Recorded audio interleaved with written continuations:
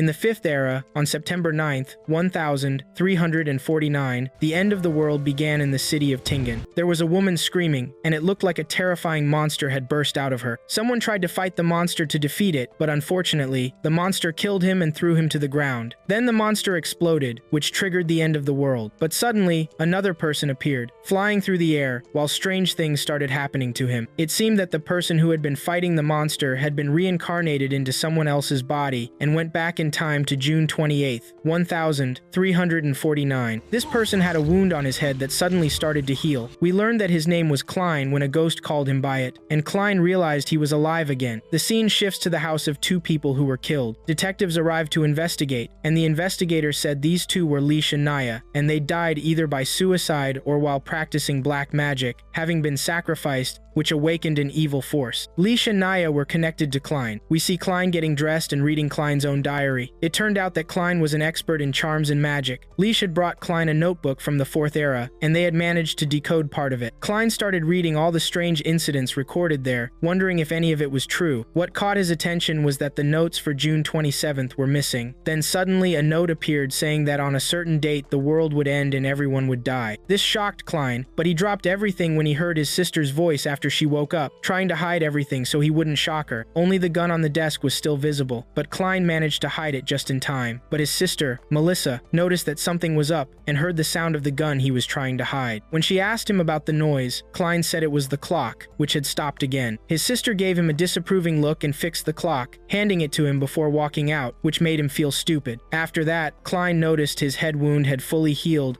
and thought maybe reincarnation had given him some healing power. He started wondering if what had happened to Klein was suicide or murder, since his recollections were still unclear, but he was sure there were a lot of weird things that had happened, and would continue to happen because of the notebook. Then he remembered he'd always been unlucky, usually a failure most of the time. That was why he'd used a charm for luck before going to sleep. But his thoughts were interrupted by his sister bringing him breakfast, telling him to rest in bed if he was feeling muddled, as she'd noticed he looked tired. She asked him to get some fresh bread, and not to leave his breakfast out too long or it would spoil quickly in the heat. She also said she'd bring him some meat today, although she'd be a little late, and that the meat was a reward for Klein, since he'd been working hard to find a job recently. Klein was touched by his sister's words and said goodbye as she left for school. Klein thought maybe his sister wouldn't find him when she got home, because he'd decided to leave the house so as not to put her in danger. He hoped things would go well, then went to get her the bread as she'd asked. The shopkeeper greeted Klein and congratulated him on graduating, saying he was a special person and would find a great job soon. Klein noticed someone watching him from outside the bakery. He took the bread, thanked the lady, and left, walking through the city's streets, taking everything in and feeling like he was in a parallel world compared to his previous life. As he walked, he heard people playing poker and was surprised they had games like the ones he used to play. He continued and started thinking about what had happened to him and where he was now. At that moment, he dropped a coin, and as he bent down to pick it up, he sensed someone approaching and instinctively readied his gun, but it turned out to be a clown inviting him to the circus. Klein declined and walked away, but noticed people following him, so he sped up to avoid them. He ducked into a tent to hide and check the situation, only to find out it was a fortune teller's tent. She invited him to sit so she could predict his future. Meanwhile, the first person who'd been watching Klein headed toward him, but then saw someone else and left quickly, moving away from Klein. During this, the fortune teller insisted Klein sit down to have his fortune told for free, since he was her first customer. Klein sat down and asked if the card reading was free too. The fortune teller seemed nervous, but said it was. Klein knew nothing was really free in this world as she shuffled the cards. She asked what he wanted to know, and he said he wanted to know about his past, present, and future. The fortune teller drew 3 cards, placing them before Klein, saying the first was for his past, the second for his present, and the third for his future, and asked which card he wanted to flip over first. The card turned out to be the Fool, which is the start of the card sequence and symbolizes a new beginning. At that moment, the real fortune teller arrived, revealing that the current one was a fake. The man who had been tailing Klein tried to enter the tent, but Klein noticed and quickly left. Afterwards, Klein went home to prepare to perform a charm, setting everything up in its proper place, standing in the center of the room and beginning the ritual. The papers started floating around him as he chanted, but when he finished, nothing happened and he was shocked. Suddenly, Klein felt a headache and heard a voice saying, "Don't look for trouble." Then strange things started happening, and it seemed the spell had worked after all. A red bubble appeared around Klein,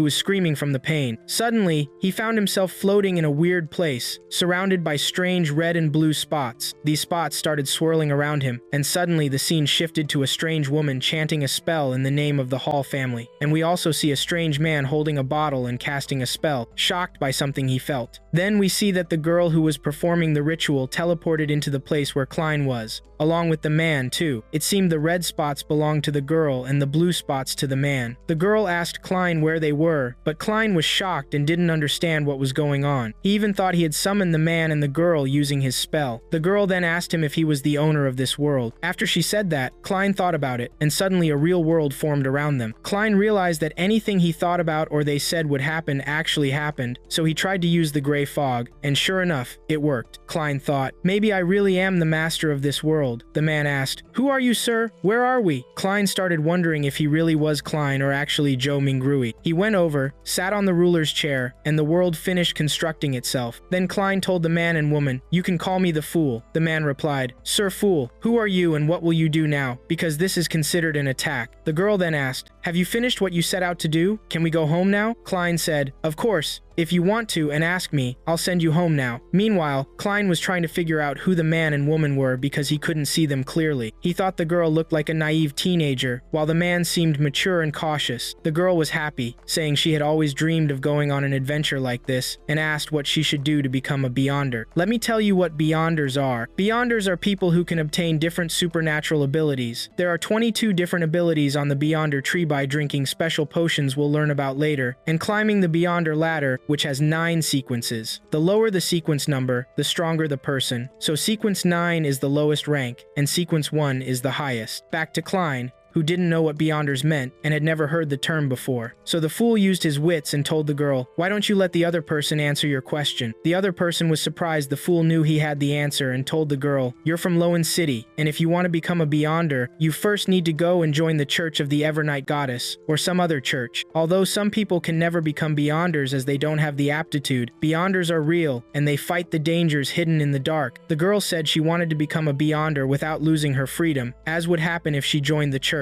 He suggested she join the royal family or a noble family, but she couldn't do that either, so she asked if there was another way. The man said, "Actually, there is, and I can help you. I have 2 sequence 9 Beyonder potions. One is called Seafarer, the other Audience," and he explained what each one did. At that moment, the fool was thinking if summoning these people and using the gray fog meant he was already a Beyonder. Meanwhile, the girl told the fool that she had made a deal with the man and wanted him to witness it, but she asked him to accept other meetings, which shocked the fool because he didn't understand either. Then the man told him, "Sir, you have power beyond our imagination, and we appreciate you choosing us. So, let us handle the trivial matters that you don't have time to deal with." The fool was thinking that if he kept meeting with these people, many of his secrets would be revealed, but dealing with this mysterious world might help him get back home. So, he said he agreed to the meeting and set a fixed time, every Monday at 3 p.m. The girl was happy and suggested that she and the man also use pseudonyms because they couldn't use their real names, and she suggested, since their master used a pseudonym from tarot cards, she decided to use a name too, and her name was Justice, and the man named himself the Hanged Man. Meanwhile, there were people knocking on Klein's door in the real world, which made him lose focus, and the mysterious world started to collapse. But he took control of the situation and got things back on track. Then he said that the meeting was ending now, and each of them returned to their real world. And when Klein woke up, he knew it was the police knocking, so he hid the gun and went to open the door. He was shocked that the person knocking was a detective, and when he opened the door, he was shocked that the detective was the person who had been following him as he walked in the city. Then Klein told him, "You were the one following me." The detective smiled and said, "Let's just say I was protecting you." Then the 2 detectives entered Klein's house, and it seemed they also had powers and were considered transcendents, but we'll find that out during the viewing. The important thing is that Klein was shocked when he heard the news about Naya and Lish, and that they had committed suicide. He couldn't believe it. The detective told him that at first glance, the scene indicated suicide, and the detective asked if Klein had seen anything strange. Meanwhile, the other detective was reading Klein's journal and read a sentence that everyone would die and asked Klein, who was shocked and didn't know what to say. Then he sat on the bed and said he didn't remember anything. The detective told him, "Forget about that. There's evidence you visited Mr. McGovern's house on the 27th. Klein told him, "Maybe you won't believe me, but I don't remember anything except what's in my journal." The detective told him, "The important thing is that Mr. McGovern lost a gun, and I'm sure we'll find it here. earlier, so Klein showed them where the gun was and said that he woke up yesterday and found the gun next to him, and he had been unconscious and in a position indicating he was trying to commit suicide. And since these events, I've lost a lot of my memories. The detective said that what Klein was saying matched their conclusions. But even if they were sure Klein was honest, they had to use their methods to confirm, so they would send Klein to a psychic medium to search his memories and verify his story. Then the other detective said that generally, they were happy Klein was alive and well, because in incidents and crimes like these, all parties are usually dead. Then the detectives left, taking Klein with them, who was terrified and afraid they would discover he was from another world. But his thoughts were interrupted by a child running away after stealing bread from a bakery, and the baker was chasing him. Then the detective caught the boy, but the boy tried to escape and dropped a piece of wood on the horse of the detective's carriage, which made things tense around them. Klein then took the opportunity and started to run away until he reached a distant place and started walking, tired. Meanwhile, water was about to fall on him, but suddenly time stopped. Klein understood that there was a transcendent nearby and tried to escape.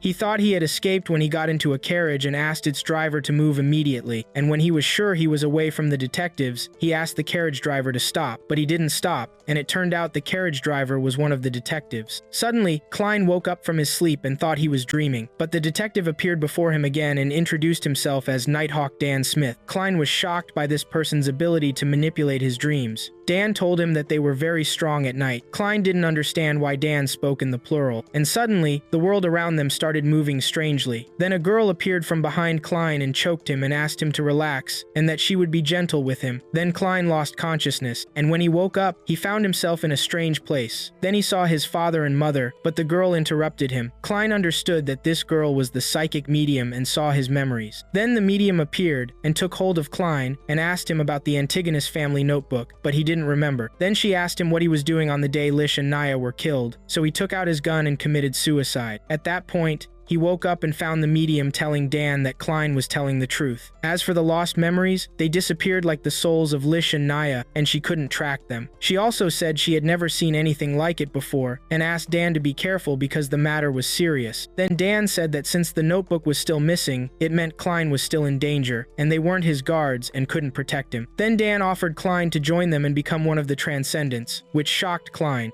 The next day, we see Klein walking down the street holding a card for a bar in the city, recalling what Dan told him. If you want to join us, go to a guy named Right at the Hound Bar. Klein thought joining Dan's special squad, the Nighthawks, would be a good cover for him. So, he headed to the bar, and when he got there, he found the place chaotic, full of bets on animals and fights between rough-looking men guys. Klein looked nothing like, and they saw him as just a baby. One of the men almost started a fight with Klein, but he managed to avoid it. He went to talk to Wright, who was angry and asked who sent him there. When Klein said Dan sent him, Wright told him to follow. Wright then put Klein in an elevator and sent him to a strange place called Blackthorn Company. Klein then went to the receptionist, Roseanne, who was asleep at her desk. When she woke up, she said she'd been expecting Klein and told him to follow her. We see the detective there too. Klein and Roseanne started down some stairs and met a quiet girl named Royale, then kept going. As they walked, Roseanne showed Klein around the place. They saw a strange person called Fry doing experiments on humans and another man walking alone named Kinley. When they reached the captain's office, Roseanne asked Klein to go in alone because, although the captain is nice, she's scared of him. Klein went in alone and came to a huge door. Inside, he found Dan waiting. Dan gave him the squad joining document and explained the terms for joining the 7th unit, but Klein was surprised by their headquarters. Dan told him this place was just a cover. There were many like it, since their squad dealt with supernatural matters. Dan welcomed Klein, who was happy to join, but Dan warned him he might lose control of himself. He then told Klein to take a candle and follow him. Klein was shocked by this. They entered a room full of graves. Dan said these graves belonged to Nighthawks who lost control, and they honored their memory there. Then Klein and Dan talked about the divisions and their structure. Dan explained the church offered 4 potion paths: the path of complete insomnia, the corpse collector path, the mysterious intruder path, and the seer path. Klein could choose any path, but he needed to think carefully and see the alchemist, Neil, who would help him make a good decision. Klein thanked the captain and started to leave, thinking about which path to choose. He was very hesitant. He found the alchemist's room, and when he opened the door, it was empty, but suddenly an explosion happened, and the alchemist appeared. Klein introduced himself, and Neil said he knew about Klein since Dan had told him everything. Neil advised him to take his time choosing a path, then asked Klein to help tidy up the room, which Klein did right away. Neil spoke with Klein about his life, studies,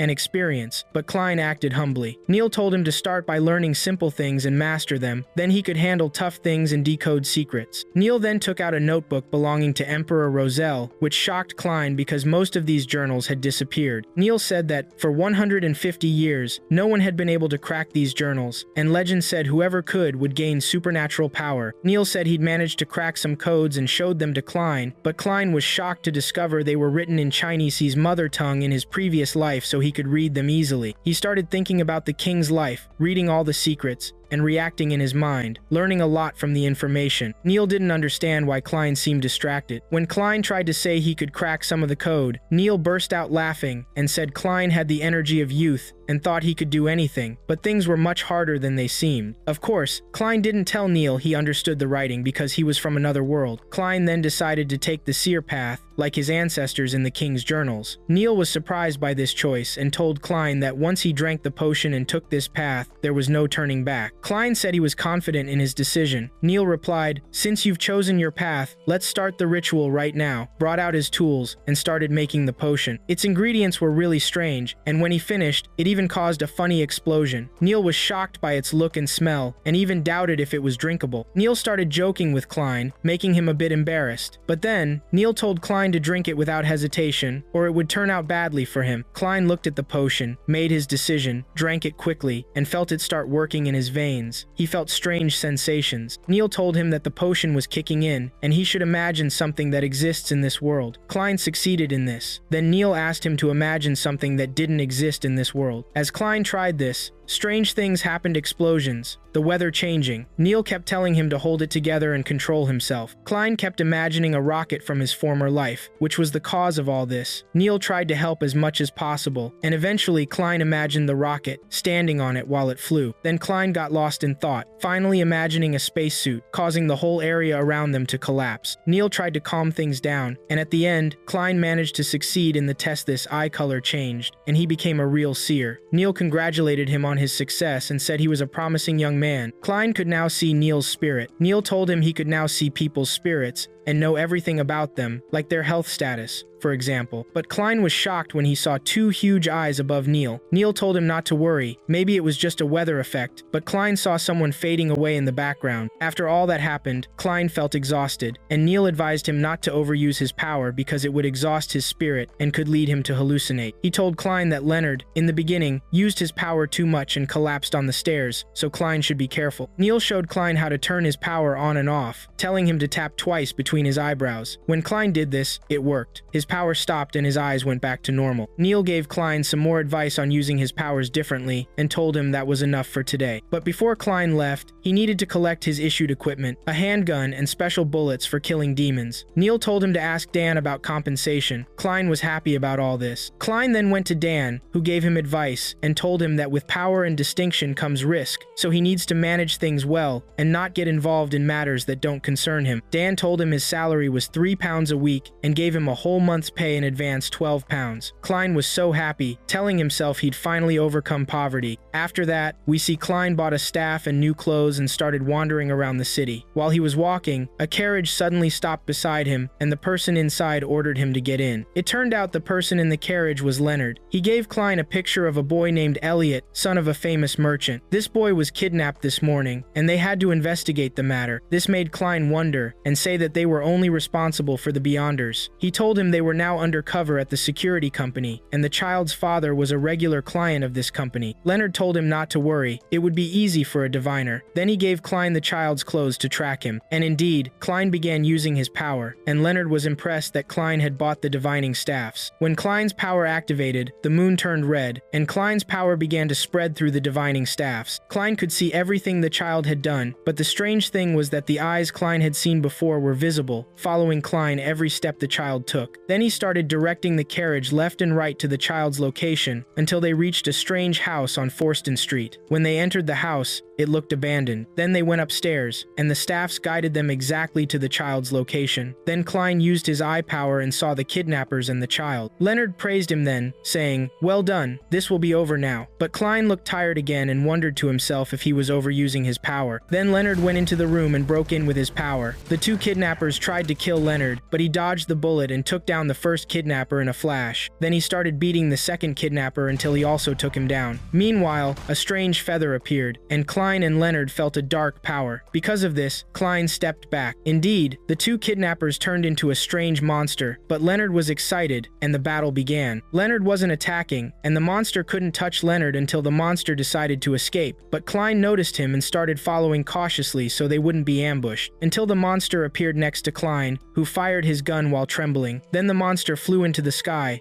then suddenly fell because of Leonard's power, and Leonard appeared in his world, binding the monster with his power, then finally took it down. Everyone was happy to save the child, but suddenly Klein felt something strange and saw the eyes again. When Leonard asked him what was wrong, he said, "Nothing." After Leonard left, Klein told himself that the real Klein had visited this place before. After that, they handed the child over to his father, and Leonard began investigating, wondering where these kidnappers got the Beyonder potion that turned them into an uncontrollable monster. Leonard was joking with Klein, telling him he was lucky because it's rare for novices to encounter a monster like this. Then Leonard said, "Anyway, I'm happy to work with you," and extended his hand to shake, which surprised Klein, but he shook it. Then Leonard told Klein that something was drawing him to him, and Klein told him, "Me too." After Klein left, we see Leonard talking to someone in the shadows. Then we see Klein going home, very happy because he was going to tell his sister he got a job. When he arrived home and tried to open the door, he found the place had changed, which shocked him, and he felt there was an intruder nearby and tried to escape. Then he saw a door and went to it. When he entered, he found Klein's notebook, and its pages were flipping rapidly until it stopped on the page that read, "Everyone will die,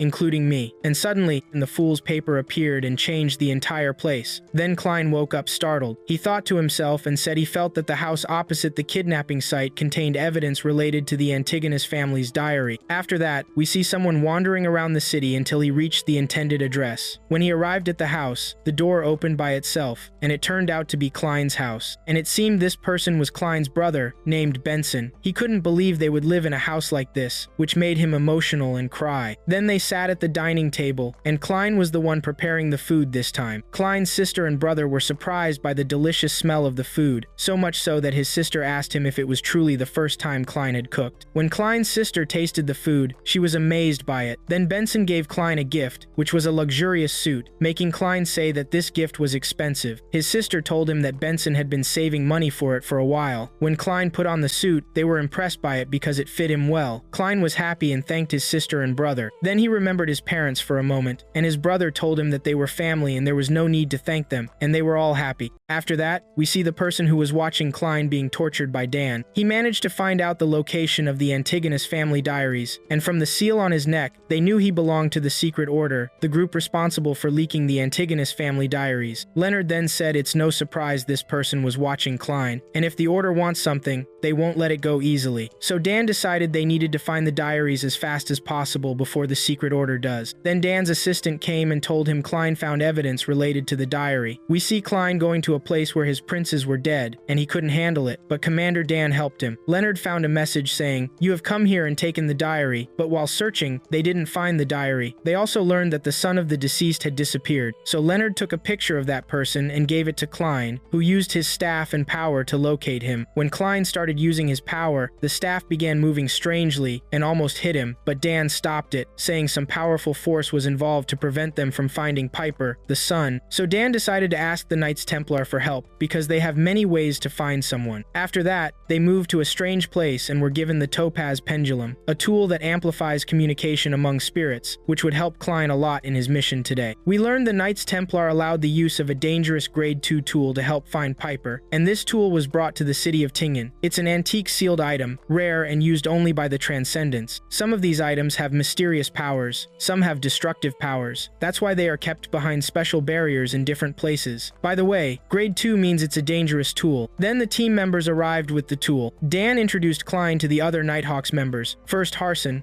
nicknamed Nightmare from the 7th sequence, then Borgia, the Gravedigger from the 8th sequence, and finally Dali, the Spirit Mediator from the 7th sequence, who welcomed Klein. But Harson objected to Klein joining the mission because it was dangerous and Klein's offensive power was 0. What worried Dan more was the antique tool, and when he found out they would use it in the mission, he opposed it because it was a big risk. But Harson said they were searching for Piper, and there was a rumor he was from the Antigonus family. If that rumor was true, they could only find him using a tool made by that family. Harson then ordered everyone to act as he did to activate the tool without putting anyone at risk. Klein felt burned by how the tool was activated and didn't understand what was happening. When Harson uncovered the tool, it was inside a box, and it started moving, surprising Klein. When the box opened, a small mummy in the shape of a clown came out. Klein said it was a cute doll, but things quickly changed. The other side of the doll appeared, and it controlled Klein and almost choked him until Leonard intervened. Klein started running away, scared of the doll. Dan told him it seemed to follow him because he had proof related to the Antigonus family diary. The doll reacts to everything connected to that family. We then learn the doll can control 2 or 3 people close to it, but can be freed by a strong slap, like Leonard did. Klein kept trying to escape while the doll pursued him. Suddenly, the doll got very angry and started raging when it saw Piper's coat. Harson confirmed Piper was from the Antigonus family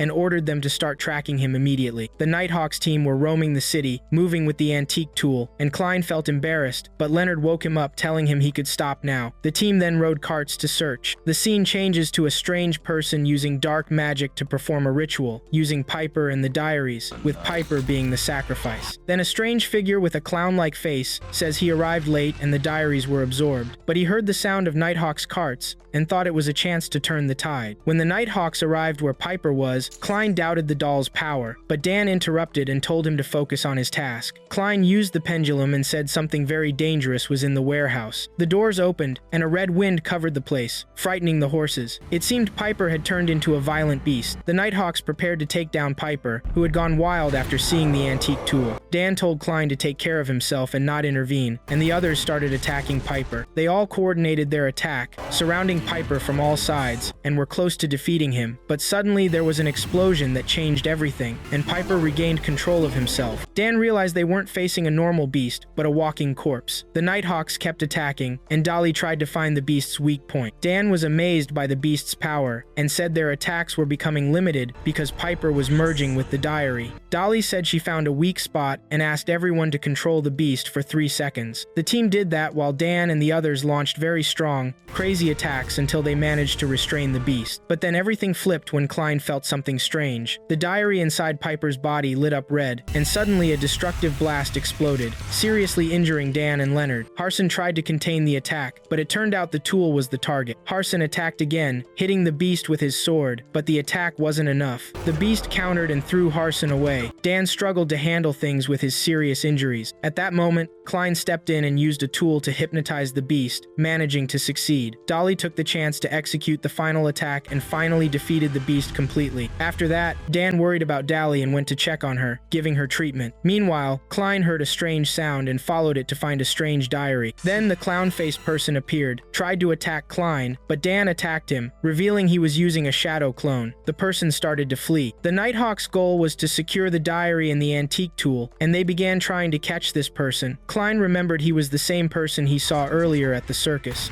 The battle between Harrison and the clown was very intense, but Harrison couldn't hit him. Even Leonard intervened, and the clown launched an explosive attack from his face. None of the Nighthawks could hit him, and Klein was puzzled by this. He analyzed the clown's movements, came up with an idea, and actually succeeded in hitting him. The clown decided to unleash his power and attempted to attack Klein, but all the Nighthawks rushed to protect him. They soon discovered that the attacker was a copy, while the real person was standing far away, targeting the artifact. He succeeded in his plan, hitting it, which caused the bag to open and the doll to emerge again, taking control of the area. This time, the doll controlled everyone present. Klein was desperately trying to save himself and began to think about using a fog spell to transport him back to his world. He started chanting until he succeeded and figured that the doll's power had increased because of the note. The goal of the person with the clown's face from the beginning was to release this doll to bring them all under his control. He thought that if he stayed too long in this world, his friends would be harmed, so he decided to use the pendulum to create create a spell and return safely to his friends. When he returned, he found the clown talking to him, wanting to make a deal. Klein would hand over the Antigonus family notes, and the clown would release him and his friends. He said, "Believe me, I'll give you a gift, a method to elevate you to the 8th tier." Klein was wondering if what he was saying was true or a lie, and he hesitated, not understanding what was happening. The clown tried to deceive Klein, telling him that all his friends were asleep, and that what happened would remain a secret among them. But Leonard was aware of the situation and wanted a quick response from Klein, because their time was running out. Then the clown shocked Klein with a word, which we didn't hear, and he used a strange weapon, almost touching Klein with it. However, Klein grabbed the weapon, shocking the clown, and Klein seized the opportunity to strike back. Then we see that the doll's influence hadn't ended, and it took control of the clown, allowing Klein to take advantage of the moment and finish him off with 2 shots to the neck and head. It turned out that this clown was part of a secret organization. Suddenly, the clown stood up again and said the name Hornesis before dying. After that, the battle ended, and they regained control of the artifact. Everyone started checking on each other, and then Leonard went to Klein, saying he wanted to save him, but Klein ended up saving everyone. Leonard then whispered to him that he was aware of what was happening, which made Klein call him narcissistic. After that, they returned the ancient weapon to its place, and the mission successfully concluded. Dan told Klein that he knew Klein was curious about what was in the note, but the Knights Templar had to verify it first before letting Klein see its contents. Dan started praising Klein, telling him that his performance was exceptional, and that he had saved everyone while thwarting the secret organization's plan. He told him that he would inform the Knights Templar of his excellence, and that Klein would soon become a permanent employee. Klein was surprised that the person who did all this knew that the note would generate dangerous power, so why didn't he do it away from Tenjin? Dan explained that people with evil plans often make wrong decisions. Klein then looked at the clown's corpse, shocked that he had killed someone. Dan reassured him, saying the killing was necessary to save many lives. Here, Klein recalled what the clown said before dying, that the 8th tier corresponding to the seer was the clown. After that, he met the rest of the Nighthawks to say goodbye, and Harrison began to acknowledge Klein's strength, saying, "You're the first person from the 9th tier to defeat someone from the 7th tier. Your performance was truly amazing." Klein justified that it was just luck, but Leonard began analyzing the situation, which annoyed Klein, claiming it was merely luck. In the end, Harrison said Klein was the most skilled seer he had ever met, and that a bright future awaited him, which embarrassed Klein. Klein was experiencing strange things, prompting Dan to ask him to rest. Klein began thinking about everything that had happened, and decided it was time to go to the university and visit his teacher. Then we transition to the university, where Klein is talking to his history teacher, Eggers, asking about Hornesis. Klein started recounting everything that happened to him regarding the Antigonus family note and the Hornesis Mountains. The teacher told him he had heard something similar before, which excited Klein, but then the teacher discouraged him, suggesting it might just be a similarity of word roots. Klein asked the teacher to keep in touch if he found any information on these matters, and the teacher agreed. When Klein was about to leave, the teacher thanked him for his gift, and Klein replied that he was the one who should thank him for years of teaching. The teacher advised him to be cautious in his work, as there were forbidden areas Klein should not venture into to avoid misfortune. Klein promised he would take that advice to heart. After Klein left, the teacher began to think about the conversation, and a tattoo appeared behind his ear, but it wasn't clear. Then a strange power emerged from the teacher's shadow, suggesting he was one of the transcendent beings, which Klein was unaware of.